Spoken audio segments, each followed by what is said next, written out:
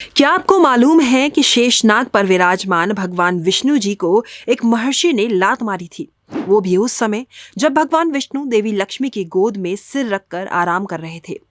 मगर ऐसा क्या हुआ कि महर्षि को ऐसा कदम उठाना पड़ा और महर्षि द्वारा भगवान विष्णु को लात मारने के बाद भगवान विष्णु ने महर्षि के साथ क्या किया? इस वाक्य के बारे में पूरी जानकारी के लिए आपको वीडियो को अंत तक देखना होगा। जिन महर्षि ने भगवान विष्णु की छाती में लात मारी थी उनका नाम है महर्षि भृगु, जो कि ब्रह्मा जी के मानस पुत्र हैं।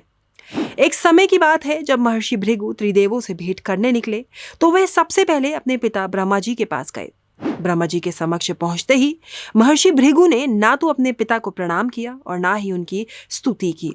अपने मानस पुत्र का ऐसा व्यवहार देख ब्रह्मा जी अत्यंत क्रोधित हुए। उनका चेहरा गुस्से में एकदम लाल हो गया था। मगर जिसने उनके साथ ये दुर्व्यवहार किया था वो उनका मानस पुत्र था, जिसके कारण उन्होंने अपने गुस्से को दबा लिया और महर्षि भृगु को कुछ नहीं कहा।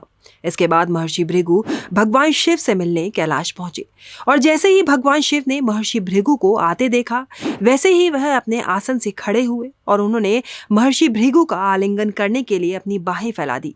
मगर इसके जवाब में महर्षि भृगु ने कुछ ऐसा किया जिससे भगवान शिव को गुस्सा आना तय था।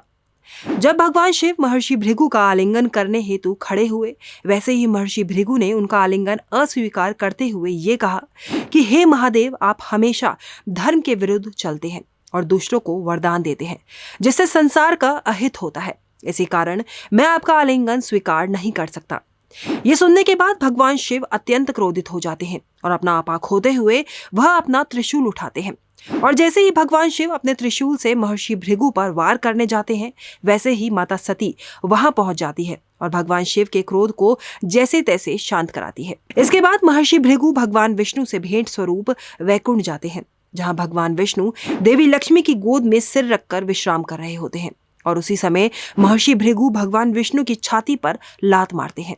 अब इस समय तक महर्षि भृगु ने सभी हदें पार कर दी थी, जिसके बाद देवी लक्ष्मी भी अचंभित हो उठी। छाती पर महर्षि भृगु की लात पड़ने के बाद भगवान विष्णु अपने स्थान से खड़े होते हैं, महर्षि के चरण पकड़ते हैं कि हे ऋषि मुनिवर, आपके पैर में चोट तो नहीं आई?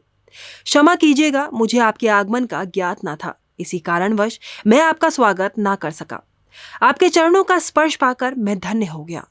भगवान विष्णु के मुख से ये प्रेम वचन सुनकर महर्षि भृगु का दिल पिघल गया और उनकी आंखों से आंसू आने लगे। इन सभी घटनाओं के बाद महर्षि भृगु सभी ऋषि मुनियों के पास लौटे और उन्हें सभी घटनाओं के बारे में विस्तार से बताए।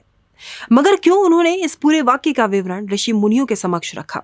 असल में महर्षि भृगु ने ये सब एक कारणवश किया था।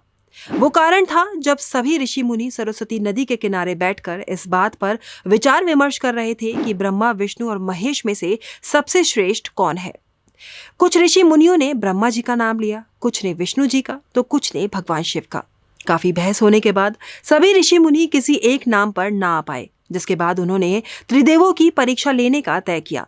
अब त्रिदेवों की परीक्षा लेने के लिए चुना गया महर्षि भृगु को, जो कि ब्रह्मा जी के मानस पुत्र हैं और साथ ही सप्त ऋषि मंडल के एक ऋषि भी हैं। ये कार्य मिलने के बाद महर्षि भृगु ने त्रिदेवों की परीक्षा लेते हुए उनके साथ अभद्रता की और उन्हें क्रोधित करने का प्रयास किया, जिसके बाद इस परीक्षा में ब्रह्मा जी और भगवान शिव हार गए और जीत भगवान विष्णु की हुई। इसी परीक्षा के बाद से भगवान विष्णु को त्रिदेवों में सर्वश्रेष्ठ मानकर उनकी पूजा अर्चना की जाती है।